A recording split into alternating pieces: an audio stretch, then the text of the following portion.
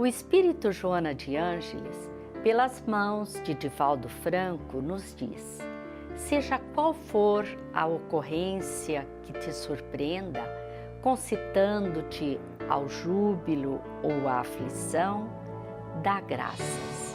Não te olvides do valor da gratidão nos passos da vida. A cada instante estás chamado ao reconhecimento pelas concessões que te enriquecem em experiências, em iluminação, em saúde, em paz. E não apenas ante os valores transitórios das moedas e dos títulos que muito se disputam na terra. Quanto temos recebido, não é mesmo? Zenaide Aparecida Simões está conosco para nos falar sobre a gratidão. Mas antes, vamos ver a mensagem com o título Caminhos para a Felicidade.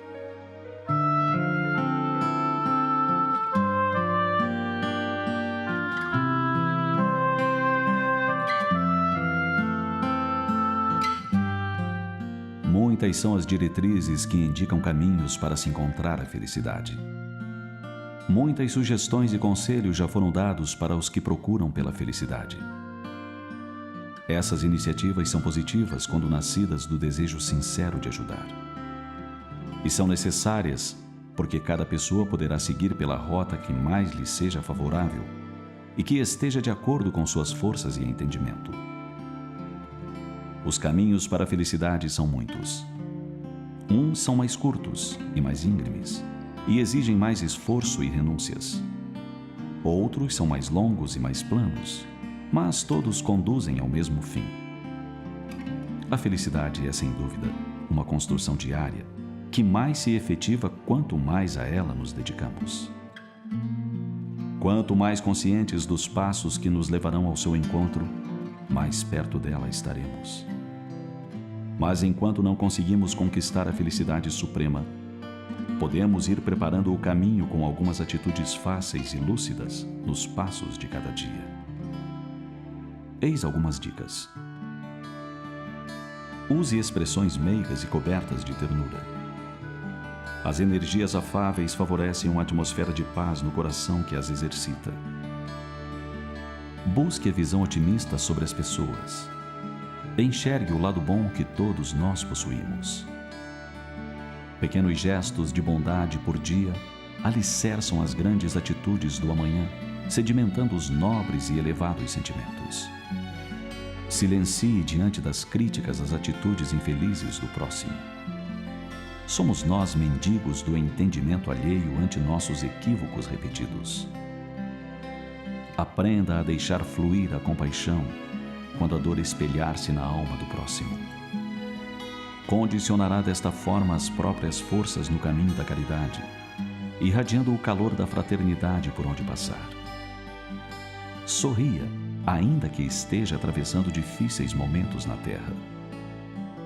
O sorriso gera simpatias e afasta invernos escuros, permitindo o brilho do sol da esperança para você e para tantos que atravessam em seu caminho.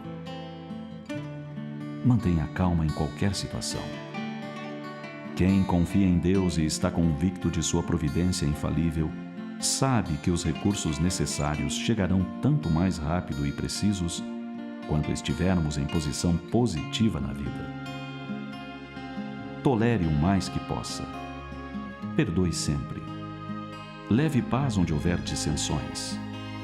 Quem semeia brisas suaves não enfrentará os tufões da agonia em estradas futuras.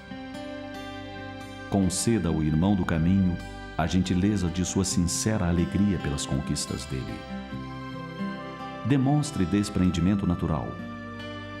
Prossiga leve com as aspirações elevadas. A cada dia, coloque-se como um instrumento de construção, ciente de que Deus nos favorece com a bênção do serviço, para que sua presença seja sentida no mundo por nosso intermédio. Você, e somente você, é responsável pela sua felicidade ou por sua desdita. Seu caminho para a felicidade só pode ser construído por você, mais ninguém. Se hoje você encontra em seu caminho pedras e espinhos, é porque houve um tempo em que você se descuidou do seu jardim. Por isso, é importante não perder mais tempo. Selecione a boa semente e comece agora a reflorir seu caminho para que possa encontrar logo mais o perfume agradável da boa semeadura. Pense nisso. Esta mensagem faz parte do CD Momento Espírita número 10. Estes CDs podem ser adquiridos pelo site momento.com.br. Agora vamos conversar com Zenaide Aparecida Simões, palestrante espírita de Maringá. Olá, Zenaide, estamos muito felizes por ter você conosco. Hoje nós vamos conversar sobre a gratidão. A gratidão que tem sido analisada por diversos autores espíritas, a exemplo de Joana de Ângeles. De que maneira o sentimento de gratidão poderia motivar alguém a viver? Olá, Ivone. Estou também bastante feliz por aqui estar.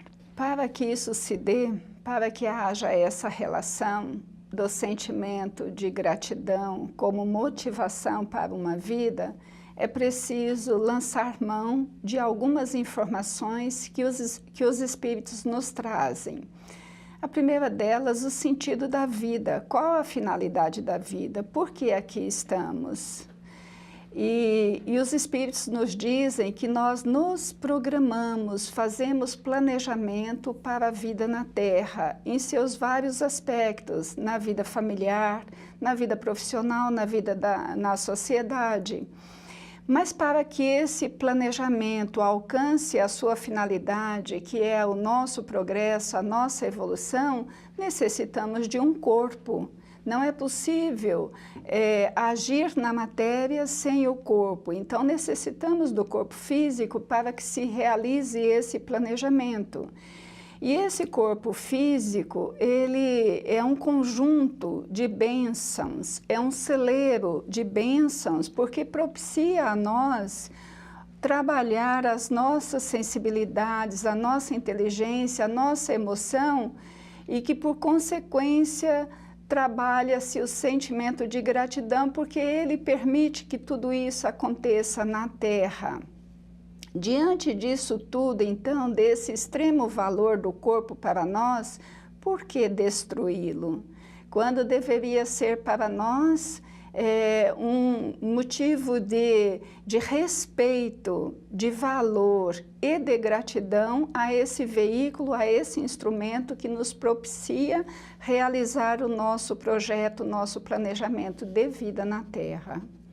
E a desvalorização da vida, do corpo, chega a uma intensidade tal que leva a pessoa muitas vezes ao suicídio. E não é somente por intermédio do suicídio que nós destruímos o nosso corpo, não é, Zenaide? Não, não é somente através do suicídio direto, mas também destruímos o nosso corpo por ações conscientes ou não que antecipa a consumição das energias que temos na conta certa da realização das nossas tarefas aqui na Terra. E quando fazemos referência a esse suicídio indireto, consciente ou não, normalmente falamos dos vícios físicos, como o alcoolismo, o tabagismo, como os excessos de toda natureza que forçam essa maquinaria física para dar conta das nossas ações, das nossas posturas com relação à vida. Mas existe um esforço muito maior por parte do nosso corpo quando nós descarregamos em nosso organismo energias provocadas pela ira, pelo ódio, pelo ciúme, pelos excessos emocionais, pelos desequilíbrios emocionais. o que vem a apressar a extinção das nossas forças físicas. Então, vale a pena considerar que o nosso comportamento espírito determina as condições do nosso aparelhamento físico. E o que é que pode ocasionar essa autodestruição consciente ou não? O comportamento humano é de alta complexidade, como Joana de Ângeles, espírito que você fez referência inicialmente, nos diz, em especial na sua obra Psicologia da Gratidão. Quando ela nos diz que existe em nós um sentimento perverso de autodestruição que nos leva a guardar sentimentos de mágoa ou de desencanto pela vida.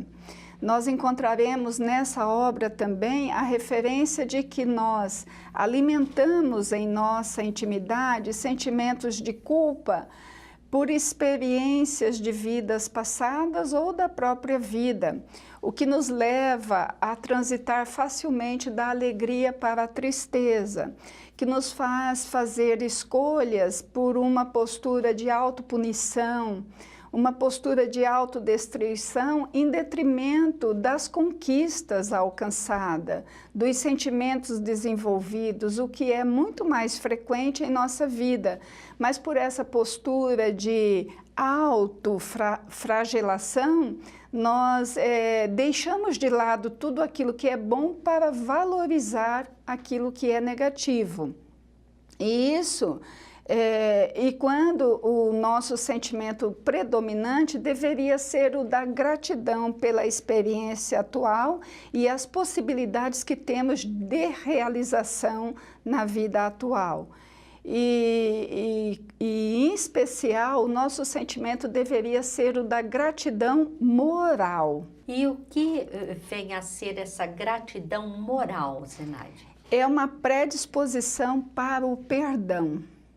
A gratidão moral é essa disposição para a compreensão das limitações, das falhas, das dificuldades alheias.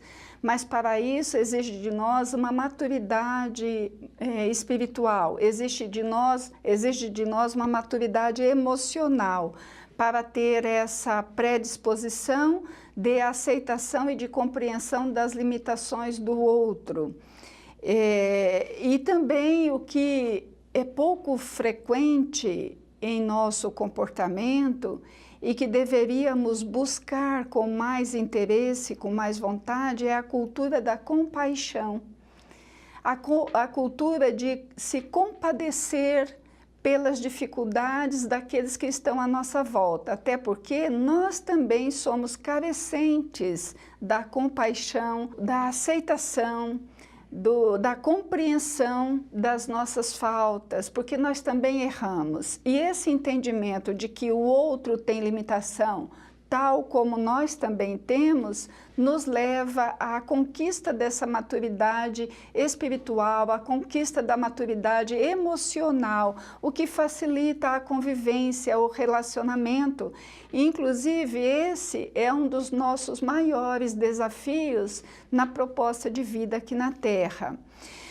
A aceitação das diferenças é um recurso importantíssimo. Aceitar essas diferenças compreendendo que elas existem com uma finalidade. Porque se todos nós fôssemos iguais, não haveria progresso. Então as diferenças, elas existem em primeiro lugar porque fomos criados em épocas diferentes e fizemos escolhas diferentes e por isso temos uma natureza diferenciada. Em segundo lugar, nós estamos na convivência com o diferente para que eu possa aprender aquilo que eu ainda não sei com você e vice-versa. E nesse entendimento e nessa aceitação iremos descobrir que diferença deixa de ser uma ameaça e passa a ser uma oportunidade de desenvolvimento. Esse conjunto de informações, essa reflexão, nos leva naturalmente a essa predisposição para desculpar, para aceitar e para perdoar. E o espírito Joana de Ângeles, a quem nós estamos nos referindo, né? Ela ressalta muito esta questão que você tocou do auto-perdão, né?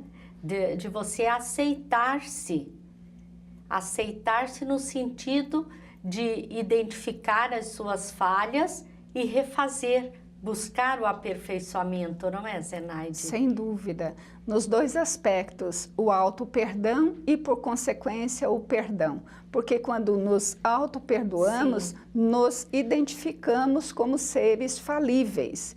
Identificamos em nós, naturalmente, identificaremos no outro também. Então, nós teremos mais facilidade em perdoar, né? Sim. Mais facilidade em perdoar, já que nós somos passíveis dos mesmos erros, né? Mas em algum momento, ou em alguns momentos da nossa vida, nós nos sentimos impotentes diante de situações que aparentemente são insolúveis para nós. O que fazer? Qual é a orientação espírita nesses momentos, Zenaide? A tempestade vergasta a natureza, o que provoca em nós, nesses momentos, preocupação, tensão e às vezes até medo. Passado a tempestade, que vem a serenidade, que as coisas se acomodam e a natureza se acomoda, as flores ficam mais lindas, o verde fica frondoso, o ar fica mais puro, o sol fica mais claro, a atmosfera límpida, numa reação natural àquele movimento que sai do normal. E depois tudo se restabelece, tudo fica melhor. Assim é na nossa vida. Os acontecimentos se dão, a primeira impressão é que são desastrosos, mas passado esse momento de movimento, de desacomodação, nós percebemos a melhora em nós mesmos. Nós percebemos que ficamos mais fortes, que ficamos mais compreensivos, que ficamos mais resistentes, quando nós suportamos bem esse movimento da natureza. Porque nós estamos regidos pelas leis naturais e pelas leis morais. As leis naturais é que movimentam toda a natureza e as leis morais movimentam a nossa intimidade. Tendo essa compreensão e esse entendimento, nós facilmente suportamos e superamos as dificuldades. Mas é muito importante também, dentro da orientação que nós temos na doutrina, que cultivemos a fé. Cultivemos a fé em Deus, a fé em nós mesmos e no próximo, no semelhante.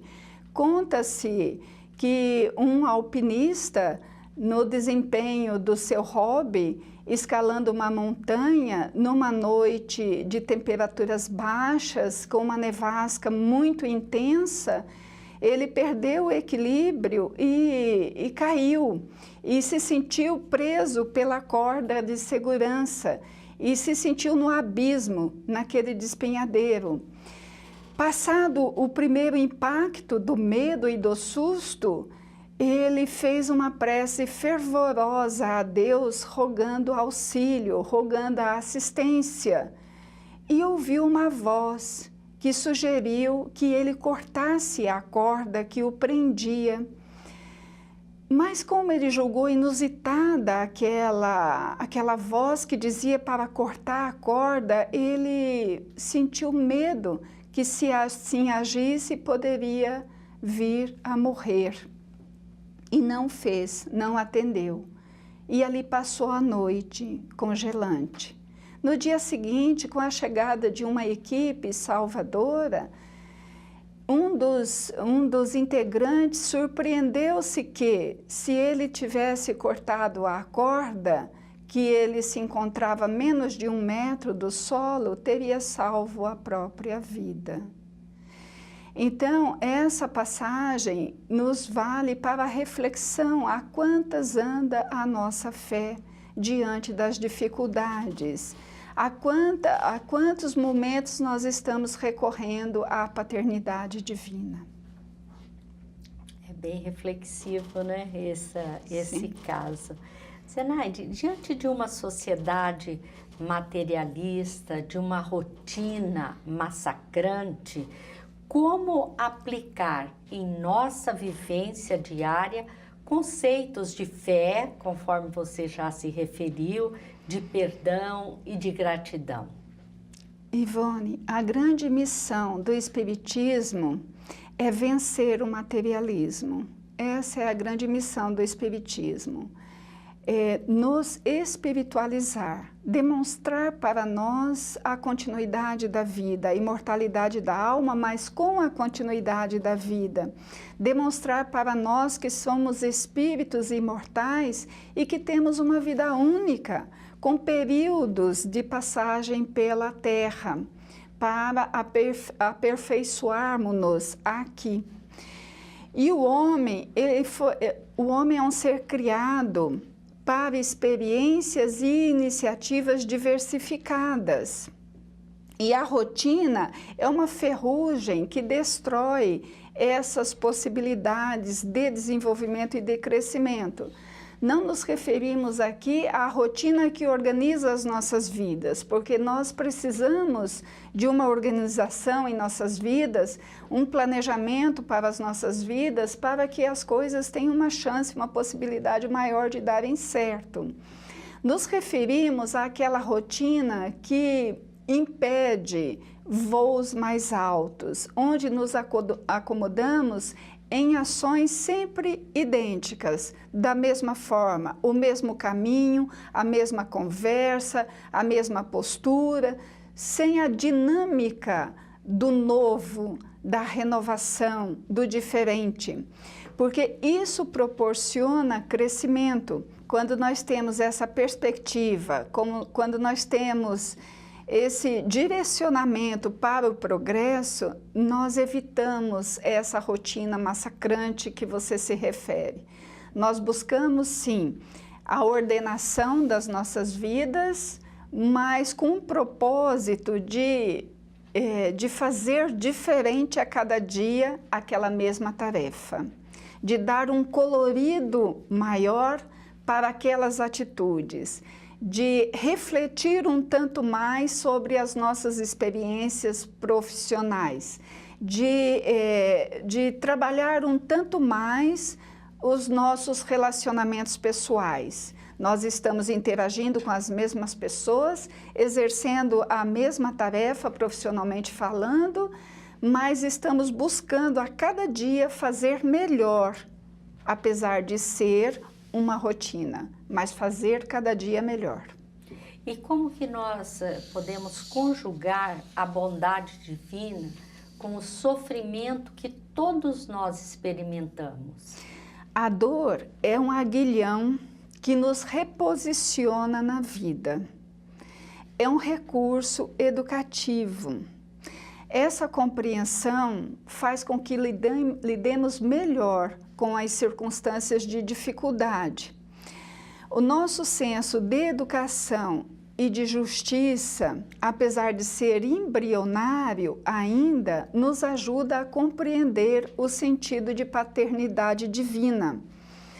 Porque quando nós nos propomos na convivência doméstica a educar nossos filhos, inicialmente orientamos, conversamos. Quando não é suficiente, é preciso uma postura mais firme, com mais energia, de cerceamento da liberdade. Agimos assim, apesar da nossa capacidade educativa ainda ser rudimentar. Imaginemos Deus na sua grandeza, na sua perfeição, quando se dispõe a nos educar. Ele tem diversos recursos, inicialmente as orientações, que estão íncitas em nossa consciência, que norteiam o nosso caminho. Somos livres para agir. Porém, quando nos desviamos do propósito dessa evolução, quando nos desviamos do nosso planejamento, que tem por fim alcançar a plenitude, a felicidade, então existem recursos que nos auxiliam a retomar essa caminhada. A dor, então, é esse recurso, porque ela atende à sua finalidade, como já dissemos. Então, é fácil de se conjugar esses momentos de dificuldade com a bondade divina, porque essas oportunidades de refazimento é fruto da misericórdia de Deus, que nos permite oportunidades novas de refazimento. E também a implementação da justiça, porque nós também temos esse senso de justiça quando observamos nós ou outros em erro, nós naturalmente já fazemos a avaliação do ato em si e já concluímos de qual seria a solução ou de como a justiça se faria. Isso sendo imperfeitos como somos, temos esse senso de justiça. Imaginemos Deus em sua perfeição, o senso de justiça perfeito. Então, as dificuldades pelas quais passamos é fruto dessa justiça perfeita. Então, tendo esse entendimento, nos fica claro essa relação de dificuldades com a bondade de Deus, porque os problemas existem para que possamos desenvolver a nossa inteligência e a dor existe para que trabalhemos a dureza dos nossos sentimentos. São recursos necessários. Zenaide, nós agradecemos a sua participação.